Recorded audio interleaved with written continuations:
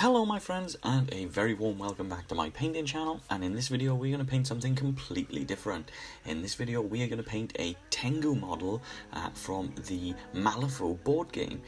So this model is made by Wyrd games, and we're going to paint this one up in a completely different colour scheme as well.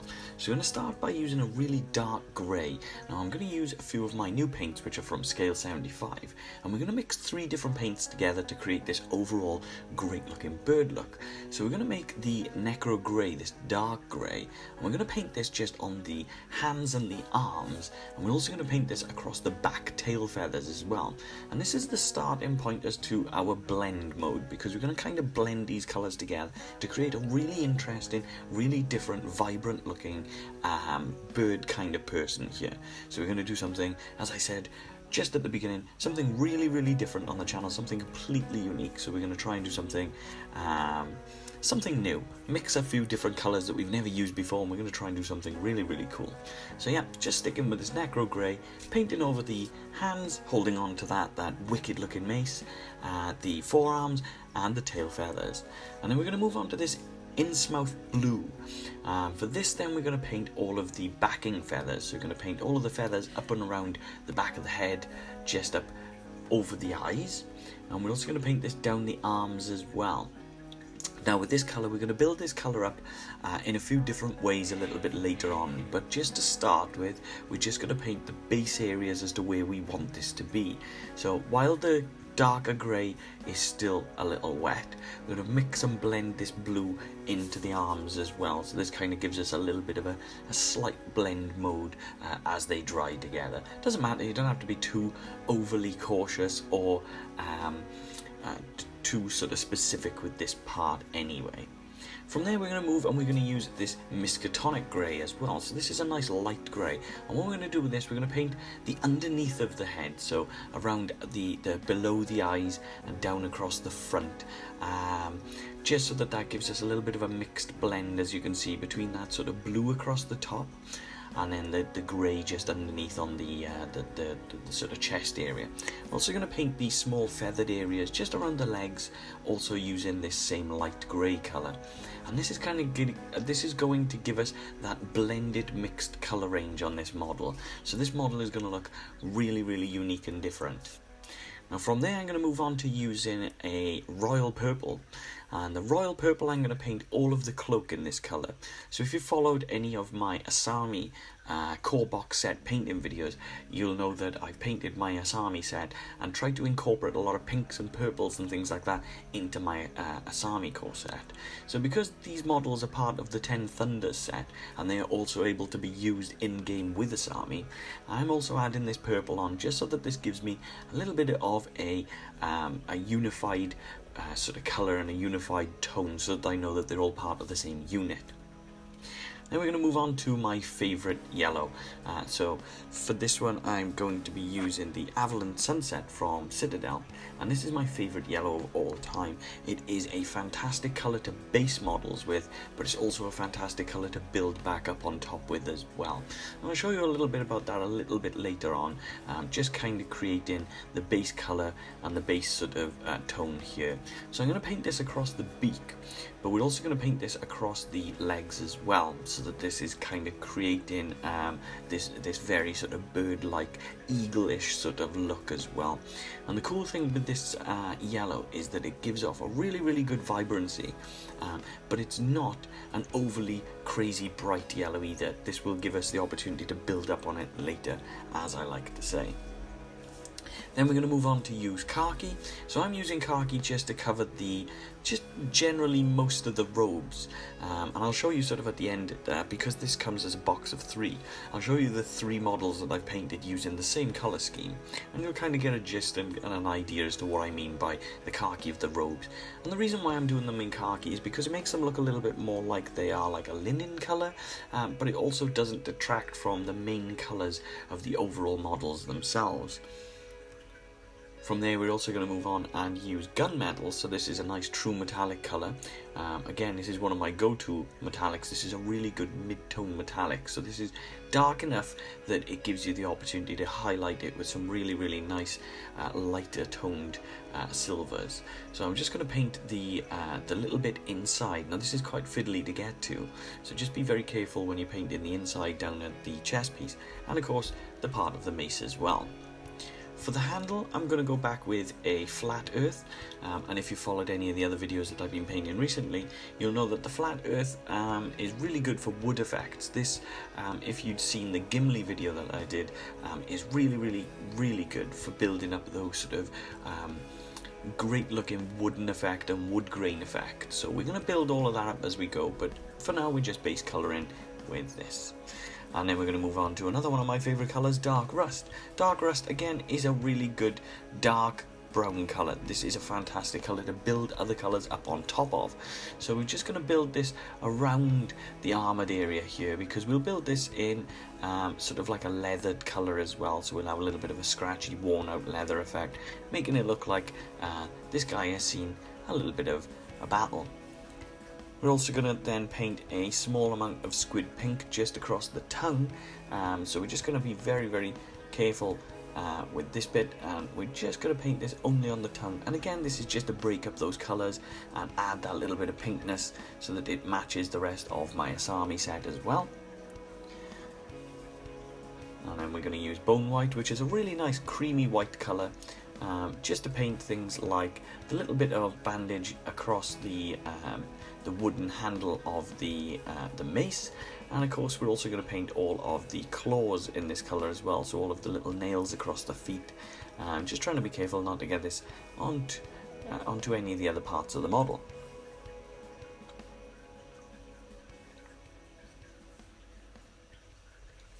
Now you'll notice that I've already based the model, and if you want to tag along and you want to paint the base along with me, then you can, just with a few simple steps. So I'm going to start with the flat earth just to paint the dirt mounds, and pretty much that's all I've done. To get this base to look the way that it is, the little dirt mounds are just a few small bits of cork. So I've taken a few small bits of cork and cut them up and just put them together in random patterns to make them look like little earthy pools or earthy sort of mounds in a water, in like a pond or in water. And then the sort of the plant life that you can see is actually is simply just a few snippets and a few cut-offs of plants that you would put into a fish tank. So they are literally just aquarium plants. Because they're plastic, they're small, and that's all I've done is just cut them off, and I've just glued them onto the base so that it looks like there's a little bit of an overgrowing part. And this little bamboo that I'm painting with the ochre colour, this little bit of bamboo is actually, it's just part of the same thing. So it's just the same, it's the same aquarium sort of plastic plant life, but it's the middle part. So where I've cut the leaves off, that's just the middle part that I was left with, so I thought I'd glue that down because it looks like a cool bit of bamboo. And then once I've painted that part, I'm just going to use a dark Prussian blue, and then we're going to paint this in between all of those cracks so that it creates that effect of water. And we'll build that water up again later, and I'll show you how easy that is to do. Now with those little aquarium plants, we're just going to use a military green, nice dark green. This one dries down to a really good matte effect as well, and this is a nice simple dark colour to build up from as well later. As you can see, it's all the way that I like to paint is about building those base colours, getting the colours right, and then we can tone them down and build them up a little bit later as we go.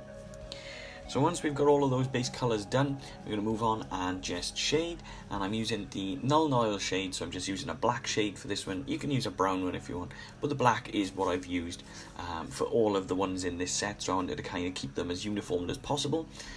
This is using the older Null Oil set, because I know that Games Workshop have recently changed the formula, but this is using the older one, so if you're using the newer one you might get a slightly different effect, but it doesn't matter. You can use any sort of black wash, you know, if you're a Vallejo user or an army painter, you know, you could just go with a straight sort of dark tone and things like that. So just use whichever wash you've got at hand that would that's your favourite, I guess. I know a lot of people make their own washes as well, and you can do that. That's absolutely fine. It will work in exactly the same way.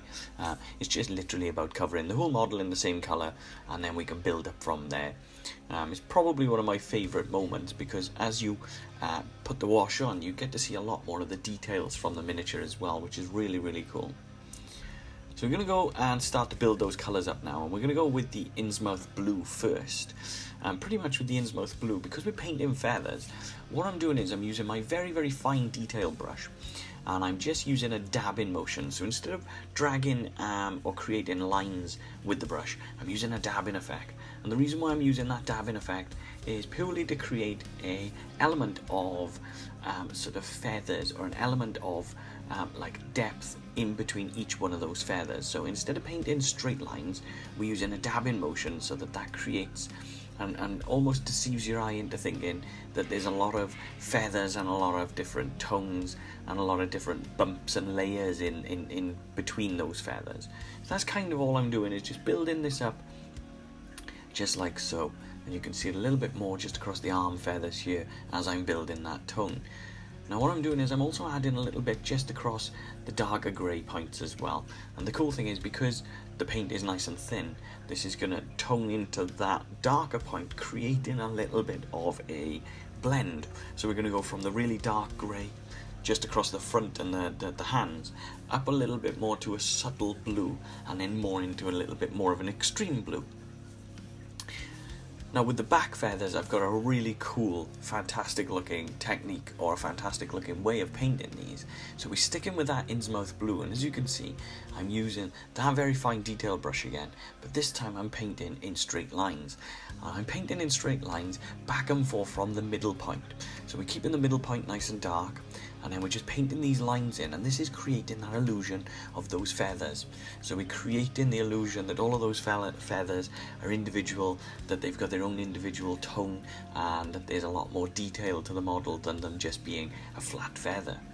So we're just building these up and trying to be as careful as we can, not to get this all over the place, trying to be very careful to make these little brush strokes as thin and as controlled as possible, because overall, later when we look at this, this is really going to stand out and be a feature of our model. So I'm going to mix a small amount of off-white into the Innsmouth Blue, and you can do this in increments like I normally say. So for myself, I'm just going to add, as you can see, one small blob to a large blob. So I'm probably using about, I would say about 25% maybe. The good thing to do this, or the best way to do this, is to use a small amount and then build up from there. So don't go too extreme too fast, just kind of build up in stages, because you'll get to the stage, or you'll get to the colour that you really want, you'll get to the vibrancy that you really want. You don't want to mix too much of a highlight in and then try to paint that highlight on and end up with it being way too over the top or way too extreme for the base colour that you've used. So take your time with building those colours and mixing and blending colours together. And then I'm just using the same effect, so I'm just using the dabbing motion just to try to create the individual sort of strands and the individual feathers. Now I'm painting all of these by hand. You can, if you want, just dry brush. That's absolutely fine. I know that I'm going the long way around by doing it this way. Sometimes I like doing it the long way around, and sometimes it's worth doing it this way, because the achievement and the sense of achievement you get at the end of painting these models is worth just sitting down and painting, going the long way on times, just for that sort of the feeling that you get at the end, knowing that you've completed it and that you've built it up all yourself like this. But like I say, just trying to be careful to just use the very tip of the brush and using the dabbing motion as much as possible. And then also using this highlight to do the same thing just across those tail feathers here.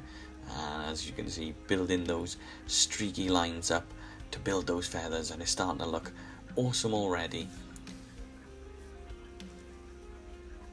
These tail feathers are going to become a really, really cool looking feature on the model, as I said earlier, so spending a little bit of time just to get these lines and these little highlights done is really going to make the model pop. It's really going to make the model stand out, and really sort of, as I said, that sense of achievement later when you look back at the model, you're going to think, oh, that looks really good. I'm glad that I spent the time doing it.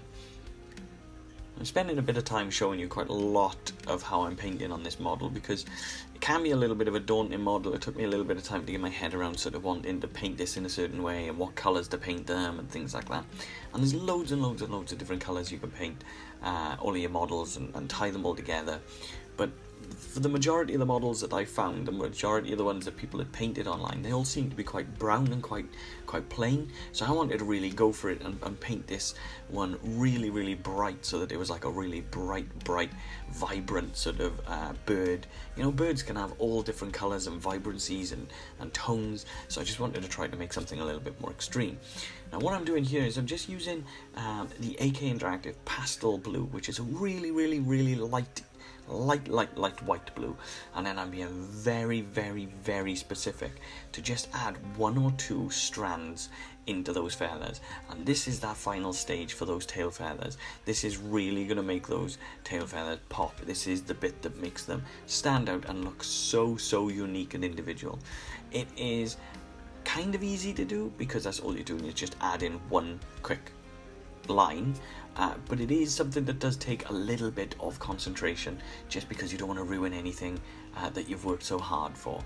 Now what I'm also doing is just adding a little tap and a little bit of this just across the feathers across the top as well, just across the feathers across the top of the head. And again, with this one, because it is so bright, less is more, so we're just adding little bit just across the very edges, just to pick out those edges and kind of make them pop, and as I say, really show off that depth of the feathers and build up that lightness and that light tone. You can see it working really well just here around the eye socket and around the feathers that are going just around the eyebrow area here. Again, like I say, you could dry brush all of this if you wanted to, and that's absolutely fine. That would work just as well. It is all just about personal choice. So now that the blue is done, we're going to go and do something similar with the grey. So I'm going back to that Miskatonic grey, and I'm just going to build this grey up on all of those feathers individually. Now, because this was the base colour originally, this is going to be our first stage, and then of course we're going to build up from there as well, and get these colours also to really pop and really stand off the miniature. It's really going to make him look really different. So just being careful, as you can see, just to pick out all of those little bumps and feathers and all those little bits just around the front here. What I found with doing it this way and painting in a few different colours was that it really gave the character a lot more depth. And you could paint it all in one colour if you wanted, but just mixing these colours together, like again, if you look at birds, a lot of birds have got a different colour to the on the front, down the breast of them, to the back, and the tail feathers have different colours and things like that. So just wanted to try to make it so that it looks really unique, and that's the reason for this. And of course I wanted to try out my new paints as well, because when you buy new paints you want a good project to try out different paints to see how they'll work. So that was another reason for using these 3 sort of colour blends together. So again, as you can see, that's all I'm doing is just being very careful to use the tip of the brush to pick out all of those feathers individually. Again, as I said, you could dry brush this if you want, but for me, I just wanted to really spend the time and really work out sort of a way of painting this that would make it look completely my own and in my own style. So this is what we're doing. Just going to try to be as careful as possible, not to paint over the areas where the shade is sat in the recess points, especially around the face, because it does get a very small around the face. And the last thing we want to do is paint through the area where the paint is sat, the shade is sat, and then lose that detail. So we're going to do the same thing as what we did with the blue. So we're going to add a little bit of that off-white into the Miskatonic grey, and then we're just going to build this up, being a little bit more specific about where we place the colours now. So we're being a little bit more specific about where this highlight is going to hit on those feathers. We're just going to try and catch as much of the outer area of these feathers and as much of the edges of these feathers as we possibly can. And again, that's partly to build up this vibrancy and slowly build our vibrancy up, because the more the slower and the more layers that you put into building that vibrancy, the more natural and the more the nicer on your eye that vibrancy looks. It doesn't then look too overdone, or it doesn't look like you've just put a splodge of colour here and a splodge of colour there. It kind of blends together quite nicely. So as you can see, I'm just being very careful to use the very tip of the brush, just going across all of those feathers. Once that stage is complete, we're going to use just the off-white on its own. So this now is going to be the more extreme highlight. This is going to be the extreme colour that we're going to use to really pick out and pop and get those areas and those feathers just around the face to pop, as you can see here. So again, I'm using that very fine detail brush, and again I'm just using that dabbing motion just to pick out and create that illusion that there's a lot of different feathers and a lot of different tones coming all around the eye and all around the face here. This is the control, and the reason why I've done this is the kind of control and the kind of level of detail that you can pick out by doing by painting this by hand rather than dry brushing. Because if you were to dry brush this, you wouldn't get that illusion of all of those feathers by dabbing the brush like so. So it's worth spending that time. It's worth learning a few different techniques and just dabbing and building your confidence in this kind of painting technique as well. Because it really does allow your miniature to, as I say, pop. It makes your miniature stand out and creates this very unique looking model as well. You know, these are going to be great for both gameplay and display as well. And being as most of us gamers, you know, we like to play with the models, but we also like to put them in the cabinet afterwards and show off all of our hard work. It is very much worth spending the time to get these hand-painted parts just how you want them. You know, it's worth spending that time just to get these looking right, so that when your friends and things like that come around and see your models, they can say, wow, you've spent a lot of time on this, you can really tell, you know. So that's the idea. And we're going to spend more time on the models themselves, on the feathers on this particular one, than we are on any other part, because that's the area that really stands out and really does sort of pop overall. So we're going to go back to the darker point with that Necro Gray, and we're just going to add a small amount of the Miskatonic Gray in, just to kind of give it a small vibrancy boost. With Necro Gray, it does have a slight blue tint to it, which is great because that ties it in quite nicely into the blue feathers that we've used them for the body. And that's all I'm doing then, is just using this as a very subtle highlight, just picking out a few of the details across the hands. You can, if you want, paint the underneath of the tail feathers in the same way that we painted sort of the top, but I've left them completely black, just so that it means that it's showing off sort of the back tail feathers a lot more, and just kind of giving a little bit more focus to the top end rather than the underneath. And it's also a pain to get to the underneath, but that's personal choice. So we're going to go back to the beak, and we're going to continue on with the Avalanche Sunset, and you'll see exactly what I was saying earlier. Avalanche Sunset is a fantastic colour where you can build this back up, 2 or 3 layers of this colour, and it creates a real nice vibrancy, a real nice tone. It's a really good mid-tone yellow, so it's not too bright and it's not too dark. It's just right for building some of those tones up. So as you can see, 2 layers now, and we're already getting this really vibrant pop across this beak, and it's starting to look fantastic. So we're going to do the same thing again as what we've just done with the beak. So we're painting around the area of the feet, and as you can see, there's ridges that have been picked out by the wash. So we're just going to gently paint around these ridges. Now the cool thing with yellows is yellow paints do tend to take multiple layers. They do dry down quite thin, so as you're painting, you might find that as you've painted the one layer, it will blend into the colour underneath quite nicely, and then you can go back and be a little bit more precise with the next layer and more precise with the next layer, and that will build that colour up. Now what I'm doing here is I'm using deep yellow from Vallejo. Now this is a fantastic colour for doing something like glazing. Now what glazing is using a very thin colour in multiple layers so that you can build a vibrancy.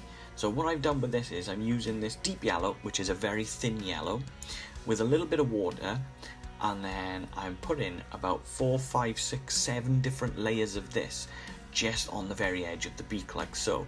Now it looks like it might dry awkward because of where I'm placing it, but it's such a thin paint that it actually dries into the layer below quite nicely. So that's all I'm doing, is building that vibrancy towards the very tip of the beak. So as you can see, just towards the very edge of the beak.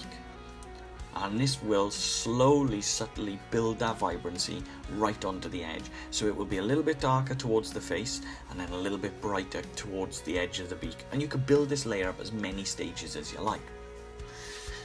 Then we're going on to an AK Interactive. We're going on to a pastel yellow now. So instead of the pastel blue that we use for the feathers, we're going to use a pastel yellow.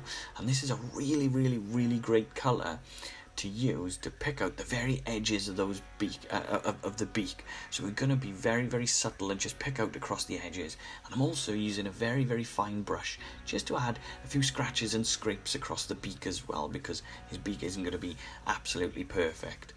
And it really does make the beak and make the yellow stand out so much. It's very, very, very great colour to add onto the model.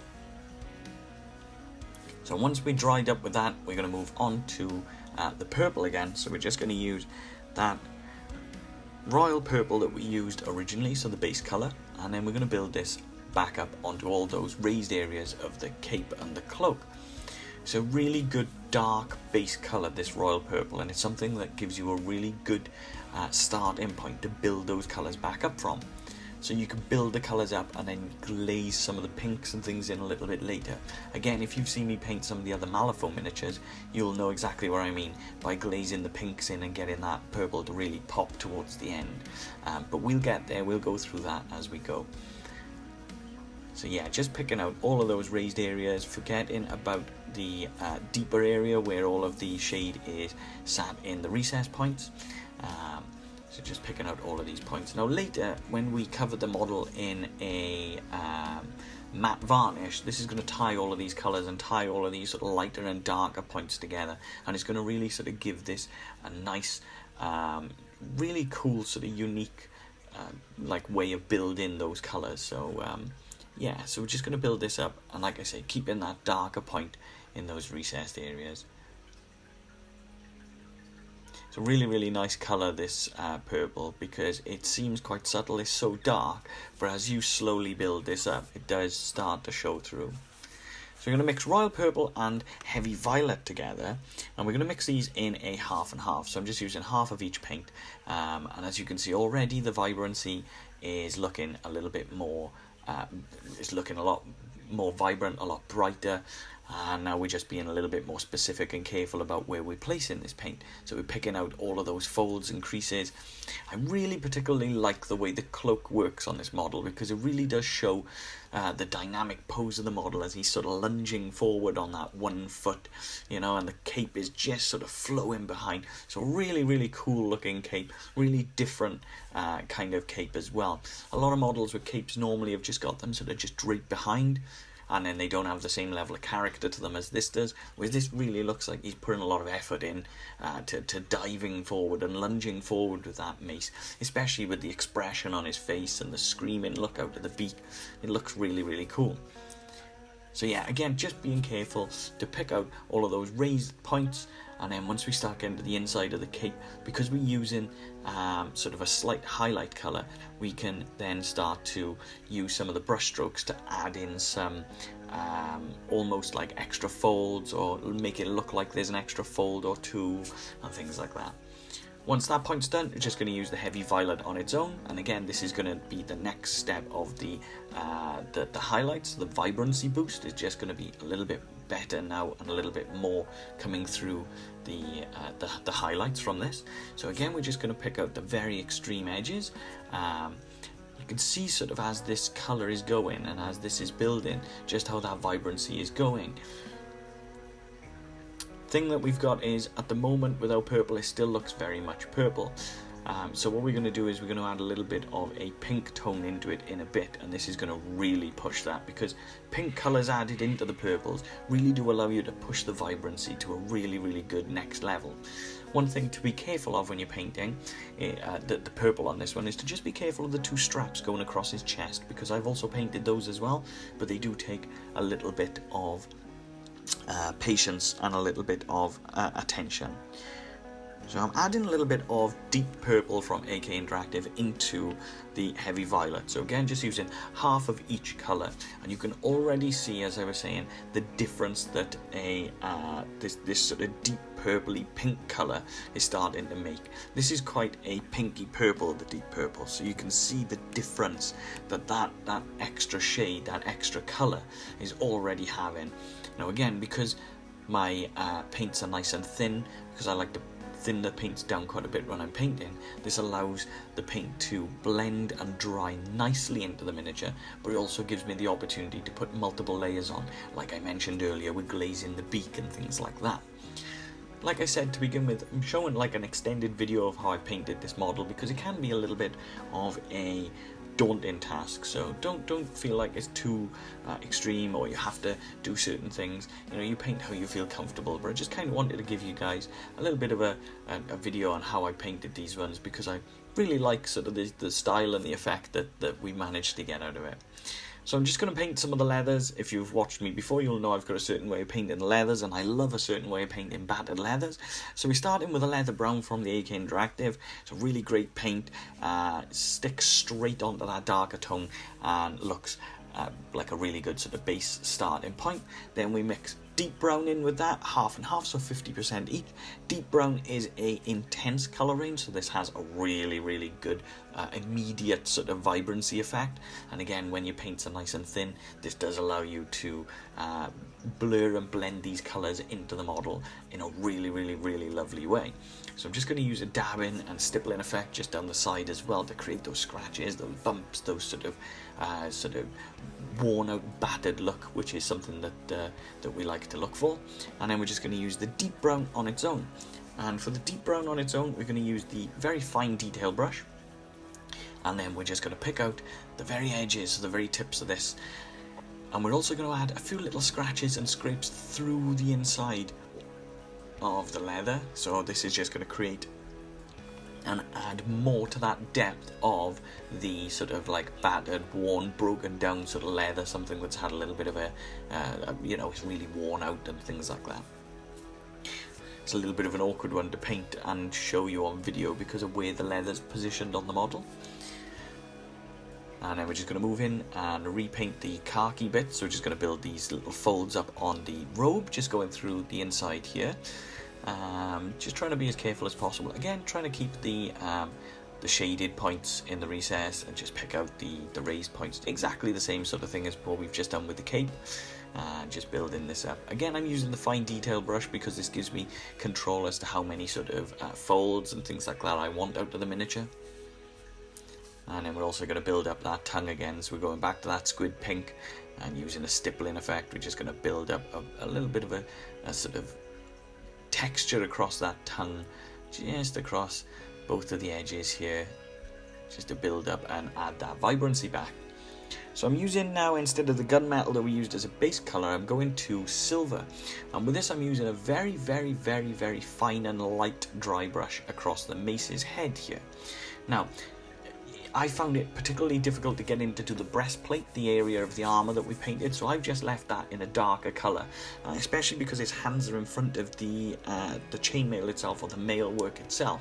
It kind of creates that element that it's in the darker area, while the mace then is out and it's a little bit lighter and the light is shining off the mace.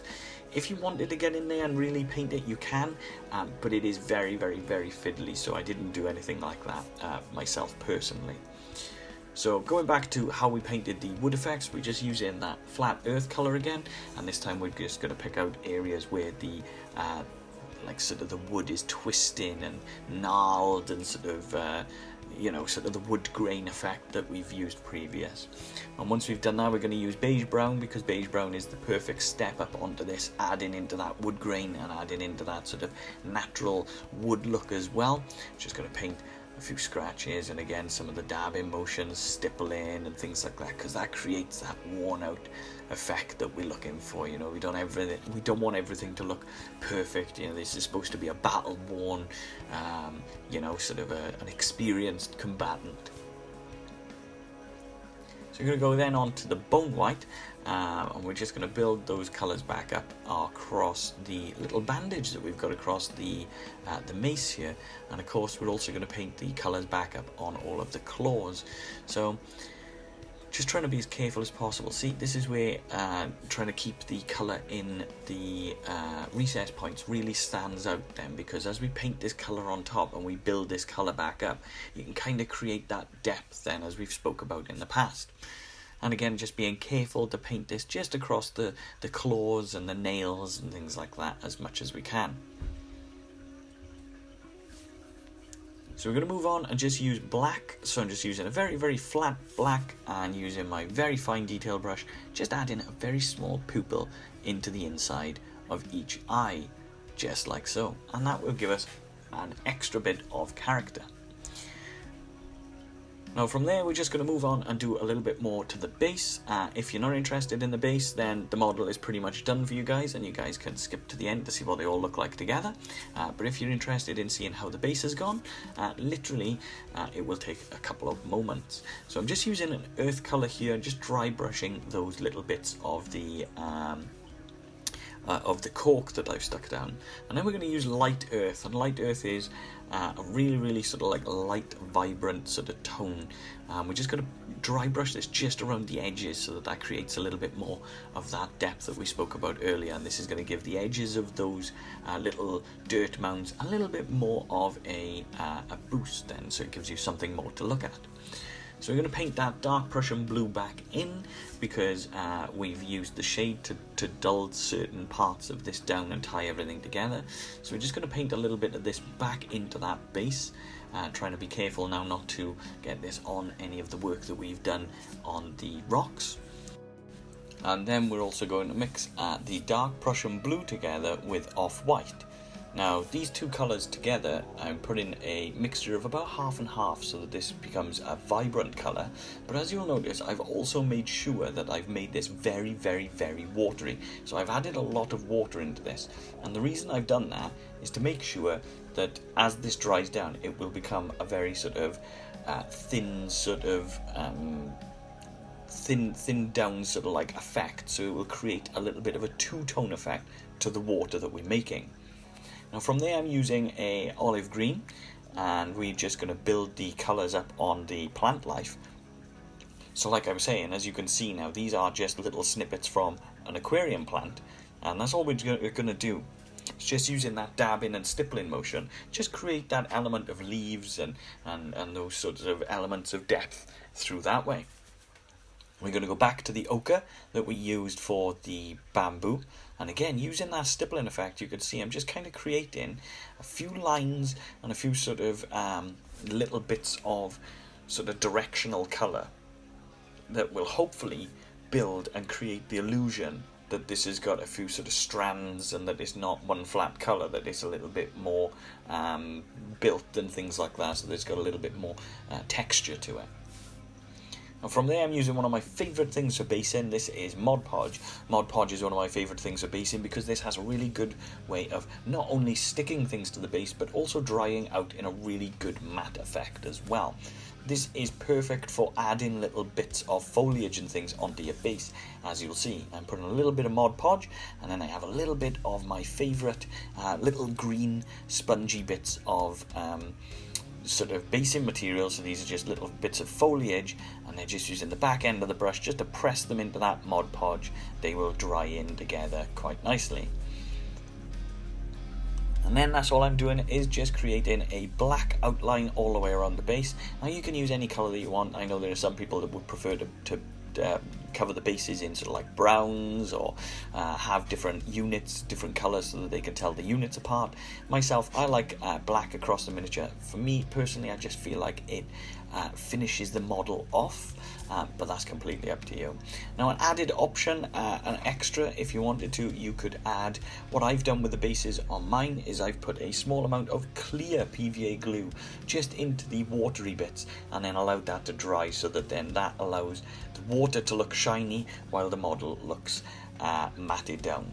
But all in all, that's how they look. That's the three of them together. So all three of the guys that I've painted, this is how they look when they're completed. I've used the same sort of effects, techniques and styles all the way through on all three models. So hopefully some of those techniques will show through for you.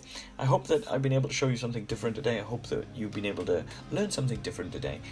But as always, my friends, thank you so much for joining in, tuning in, watching, commenting and being a part of my channel. The positivity that you guys have shown through really does show through on the channel overall. So thank you so much, and I will see you guys on the next one.